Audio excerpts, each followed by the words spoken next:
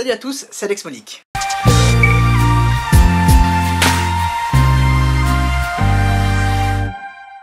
J'espère que vous allez bien. Alors, dans cette nouvelle Minute Actu, nous allons parler de pas mal de choses. Tout d'abord, la nouvelle Apollo, baptisée Intensa Emozione, la prise de fonction de Stefan Winkelmann chez Bugatti, puis, pour les perles du net, je vous laisse découvrir aussi quand même, hein.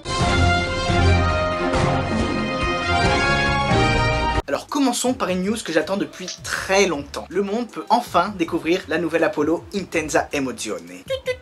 Un petit retour en arrière s'impose là. Apollo Automobile, c'est quoi? Ça sort d'où? En gros, c'est la réincarnation de Gumpert qui nous a pondu la brutasse qu'est l'Apollo. Non, pas celle-ci. Voilà, celle-là. Et qui a donc été repris par un groupe d'investisseurs asiatiques, de Hong Kong plus précisément. Renouvellement, changement de nom, on passe de Gumpert Automobile à Apollo Automobile. Moi ça me va. Alors autant vous dire que celle-ci, c'est depuis le salon automobile de Genève 2016 que j'attends de la voir. À l'époque, ils y avaient présenté un concept orange nommé Arrow, qui m'avait instantanément séduit de par son aspect tranchant et viscéral. Et un peu plus d'un an après, c'est pas si long en fait, ils nous sortent ça.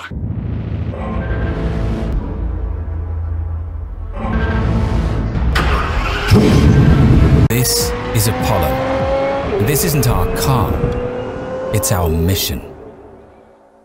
Bah, je peux vous le dire tout de suite, je ne suis pas déçu. L'Intensa Emozione est dantesque. Mais revenons rapidement sur le nom parce que ça me stresse. En gros, je le trouve un petit peu ridicule pour une voiture de ce gabarit avec cette gueule-là. Émotion intense, ils sont sérieux? On dirait un parfum pour femmes. Non, vraiment, vous trouvez pas? Ils auraient pu trouver quelque chose d'un peu plus teuton, plus conforme aux racines germaniques de Gumpert, plutôt que d'aller piocher dans une Italie déjà bien garnie. Mais allez, passons sur le nom, parlons de la voiture. D'un point de vue stylistique, je la trouve vraiment aboutie. Ils ont réussi à allier tout un tas de styles différents pour créer quelque chose de complètement nouveau, tout en fibre de carbone. L'avant est génialissime, avec une petite lame avant digne des voitures de course. Bon allez, on va parler de ceux qui sautent aux yeux, l'aileron. Franchement, je pensais qu'on avait tout vu avec la McLaren P1 LM, mais là, Apollo a quand même tapé très fort. Une véritable planche de surf triangulaire est posée sur l'arrière, reliée au toit de la voiture par ce qu'on appelle un aileron de requin. Enfin, c'est moi qui appelle ça comme ça. Ces derniers sont d'ailleurs très en vogue en ce moment, comme vous avez pu voir sur la Mercedes Project One. La forme triangulaire semble être un élément clé du design de la voiture, notamment à l'arrière. Comme en témoigne ce triple pot d'échappement bleuté, nous laissant déjà présager les futures flammes qui y crépiteront. En termes de motorisation, un petit V12 Atmo de 6 litres 3 qui te pousse 770 chevaux pour un couple de 760 Nm, c'est pas de la merde, hein. Surtout quand il te sort un 0 à 100 en 2 secondes 7. Paraîtrait même que le moteur est plus ou moins de loin lié à Ferrari, hein. C'est un peu obscur tout ça. Vous me direz, ça vient peut-être de là le nom à consonance italienne, non? Tout s'explique. Elle nous fait du 1250 kg sur la balance pour un appui aérodynamique, downforce, de 1350 kg. Tout comme la Gumpert Apollo avant elle peut donc théoriquement rouler à l'envers. Puis autant vous dire que sur circuit, elle doit faire très mal, vu la Vmax de 335 km/h. Je préfère préciser car il semblerait que la voiture ne soit pas homologuée route, mais réservée au circuit. Un véritable track toy. Mais je peux vous parier mon bras que nos amis anglais vont tout faire pour essayer d'homologuer ça. C'est donc une véritable voiture de course, construite comme telle, qui privilégie performance et sensations plutôt que la vitesse de pointe. Et ben, ça valait le coup de l'attendre, non? Vous en pensez quoi, très franchement? Mais bon, à 10 exemplaires seulement, et un prix de 2,3 millions d'euros, je pense qu'on n'en verra pas souvent lors des track days dans notre bonne vieille Europe. Et je pense qu'on la verra rouler plus à Abu Dhabi qu'à Silverstone. À la limite sur le ring peut-être. Bref, bon allez, on reste positif. Deuxième petite news, ça va être très bref. Il semblerait que Stefan Winkelmann a bel et bien pris ses fonctions chez Bugatti. En effet, il remplacerait l'ancien président pour devenir président lui-même. Même si cela avait été déjà annoncé auparavant, il semblerait que maintenant ce soit acté et officiel. Toutefois, la prise de fonction effective ne débutera que début 2018. En tout cas, c'est un sacré parcours pour cet homme élégant, qui m'a davantage fasciné par sa ligne svelte et ses costumes sur mesure que par ses choix de bracelet. Après avoir fait de Lamborghini la marque qu'elle est aujourd'hui, il s'est attaqué pendant quelques années à la division Audi Quattro, pour s'attaquer maintenant à Bugatti. Visiblement, une carrière entière passée chez Volkswagen. Et vous aurez remarqué, toujours dans le luxe, le sportif. En tout cas, franchement, chapeau. Si ça, c'est pas un beau CV, lui, quand il change ses détails sur Facebook et qu'il met CEO of Bugatti, c'est pas pour déconner, contrairement à vous. Ouais, toi là, ou c'était peut-être toi là, je sais pas, bref. En tout cas, je suis impatient de voir ce qu'il va nous pondre avec Bugatti. Et vu ce qu'il a fait avec Lambo, c'est limite si j'aperçois pas déjà au loin, dans quelques années, des éditions ultra limitées sur base de Chiron. Un peu comme la Veneno et la Ventador. Affaire à suivre. Passons maintenant aux perles du net.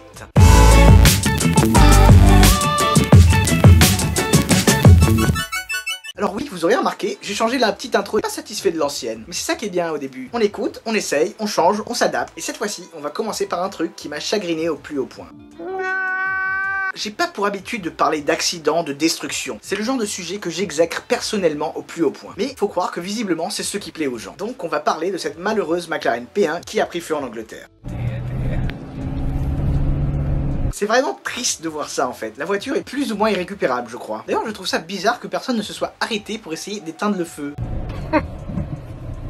Enfin, avec toutes les voitures qui sont passées, personne n'avait un extincteur sous la main en fait. Mais ce qui me chagrine encore plus, c'est que cette voiture n'a vraiment pas de bol. J'avais déjà eu le plaisir de la voir lors de sa première sortie publique, lors du rallye McLaren 95, qui ralliait Le Mans à partir de Paris pour célébrer les 20 ans de la victoire de la McLaren F1 GTR aux 24 heures du Mans en 1995. Ah, elle était vraiment jolie en plus. Mais elle avait déjà eu un accident à cette époque. Elle avait mystérieusement disparu entre Paris et Le Mans. En gros, elle avait eu un accident quoi. Vraiment pas de bol, hein, je vous dis. Je pourrais également vous parler de la sauterie Lamborghini au Japon, mais bon, je pense qu'on va s'arrêter là. Hein. Non, Alex, raconte, s'il te plaît. Bon, ok, mais rapidement alors. Hein. Alors, Lamborghini a dévoilé une édition extra limitée de l'Aventador S Roadster pour fêter ses 50 ans de présence sur la péninsule nippone. Il y en aura 5, une pour chaque élément. Et celle de présentation avait une teinte absolument splendide, une sorte de dégradé entre le noir et le bleu, vraiment très jolie. Hein. Non, vous êtes pas d'accord?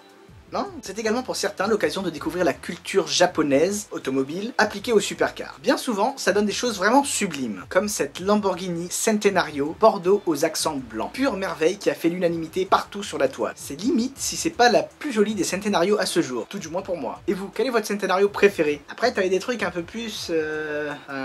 faut aimer quoi. Genre ça, bien ça, ou encore ça.